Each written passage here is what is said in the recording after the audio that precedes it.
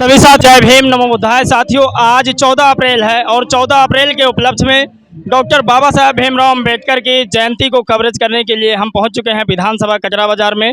और यहां पर कुछ बाबा साहब के अनुयायी हैं जिनसे हम बातचीत करेंगे और जानेंगे कि आज इस जयंती का मुख्य उद्देश्य क्या है और लोगों का इस जयंती पर क्या प्रभाव पड़ता है। इस देश के जो तमाम लोग हैं बाबा साहब की जयंती मनाते हैं, उस जयंती में जो खर्च होते हैं पैसे, उससे इस देश पर क्या फर्क पड़ता है, इन तमाम लोगों से हम जानने की कोशिश करेंगे। सर, स्वागत है आपका हमारे चैनल में। बहुत बहुत धन्यवाद आपका। सर, आज की जो है जयंती बाबा साहब की मनाई गई है, ये इसको लेकर क्या संदेश जाता है देश में, इस पर थोड़ा बताइए। आज परम पूज्य बोधिसत्व बाबा साहब डॉक्टर भीमराव अंबेडकर की जयंती है और जयंती में हमारे ग्राम बांकेपुरवा से भाई संतोष कुमार जी की तरफ से शोभा यात्रा निकाली गई थी और उन्होंने हमें बुलाया था। मैं आज बाबा साहब की जो शोभा यात्रा निकाली गई, जयंती मनाई गई, उसमें हमारे सभी साथी शोभा यात्रा में जब निकलेंगे गली गली चौक चौराहे से, तो चाहे वो रूढ़िवादी परंपरा के लोग हों, चाहे हमारी समाज या बिरादरी के लोग हों, बहुत से लोग अभी समाज के बाहर नहीं निकल रहे हैं।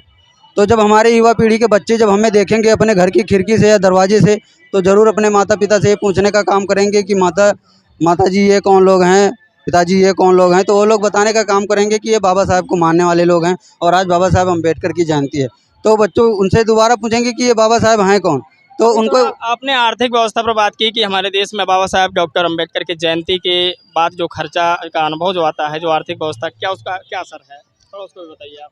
उसमें यही असर है कि जैसे 2020 में जब 14 अप्रैल हम लोग नहीं मनाए लॉकडाउन की वजह से, तो हमारे भारत की, मैं तो कहना चाहूँगा कि ग्रामीण अर्थव्यवस्था को, उसमें इकोनॉमिक्स टाइम्स एक न्यूज़पेपर है, उसने 15 अप्रैल को बताया कि मतलब बाबा साहब अम्बेडकर की जयंती कोरोना की वजह से नहीं मनाई गई, तो भारतीय अर्थव्यवस्था को यानी ब्राह्मणी अर्थव्यवस्था को 2100 करोड़ रुपए का घाटा हुआ।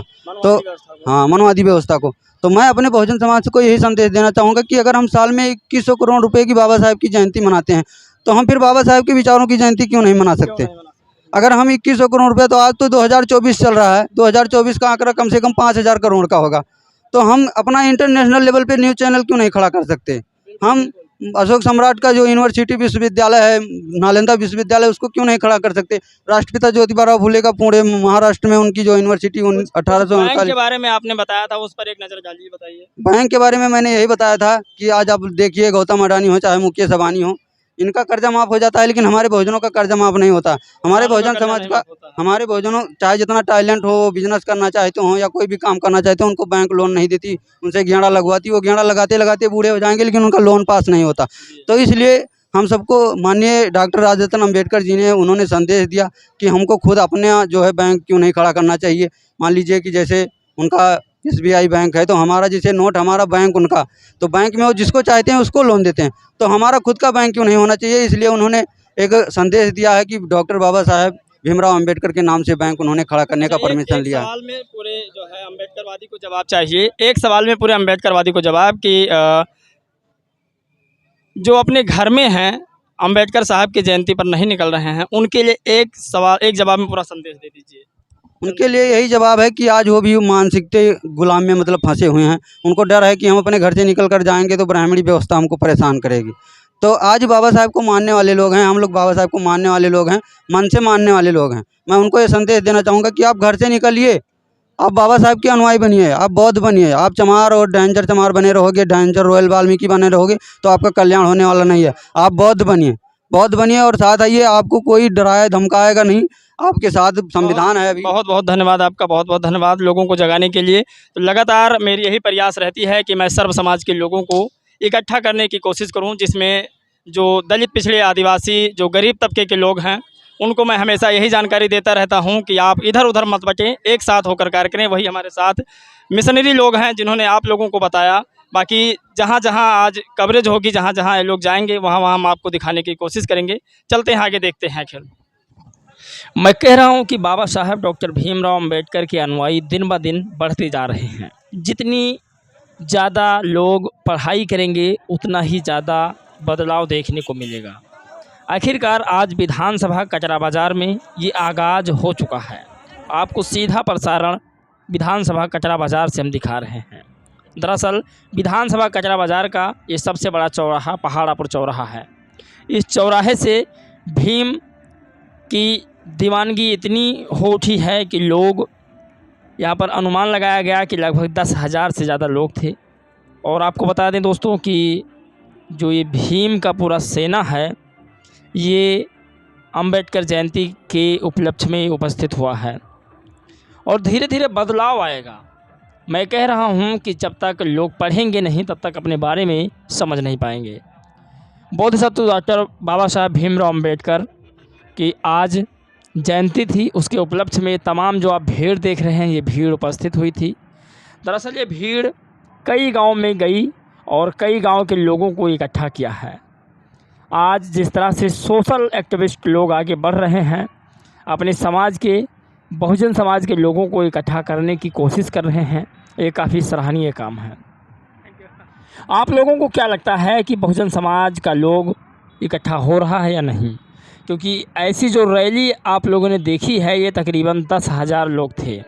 यहाँ सभी लोगों का परमिशन बना हुआ था, कितने लोग आएंगे रैली में, कितने लोग जाएंगे रूट से। 62 किलोमीटर का रूट बना हुआ था, 62 किलोमीटर ये पैदल यात्रा चली है। और आपको बता दें इस समय यह यात्रा एक गांव में पहुंच चुकी है जो रामगढ़ नाम का है। यहाँ पर जितने भी बहुजन समाज के लोग हैं, उन्होंने बाबा साहब और भगवान बुद्ध की प्रतिमा लगाई है, जैसा कि आप लोग देख रहे हैं। इसके बाद असरना ग्राम में पहुंच चुके, जहां पर कुछ बाबा साहब के अनुयायियों ने खाने पीने की व्यवस्था भी उन तमाम लोगों के लिए रखा था। और ये बहुत ज़रूरी है इतने गर्मी में व्यवस्थाएं करना। और सब लोग खा पी रहे थे। यहाँ लोकल मीडिया भी तमाम आई हुई थी कवरेज करने के लिए। मैं भी गया था, क्योंकि मैं लगातार बहुजन समाज के उन तमाम मुद्दों को उठा रहा हूं जो मेन स्ट्रीम मीडिया नहीं उठाती है।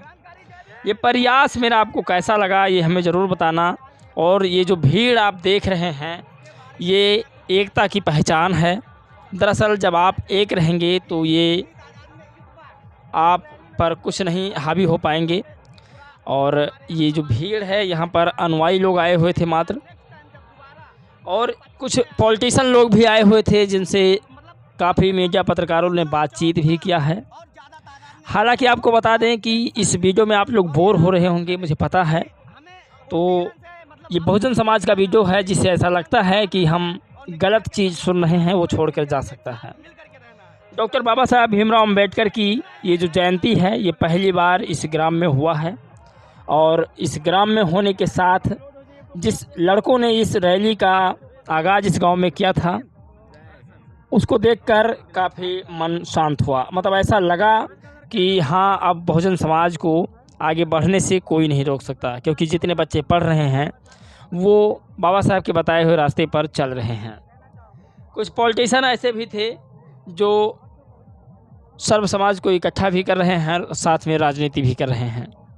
जैसे बहुजन समाज पार्टी के लोग आए हुए थे, भीम आर्मी जय भीम संगठन के लोग आए हुए थे, और भीम आर्मी चंद्रशेखर रावण वाली भीम आर्मी के लोग आए हुए थे, भीम आर्मी भारत एकता मिशन के लोग। तो ये छोटा सा प्रयास आपको कैसा लगा, हमें कमेंट बॉक्स में ज़रूर बताइएगा। इस वीडियो में दोस्तों बस इतना ही। मिलेंगे एक और खबर, एक नए राजनीतिक मुद्दे, सामाजिक मुद्दों के साथ। तब तक के लिए जय भीम, नमो बुद्धाय।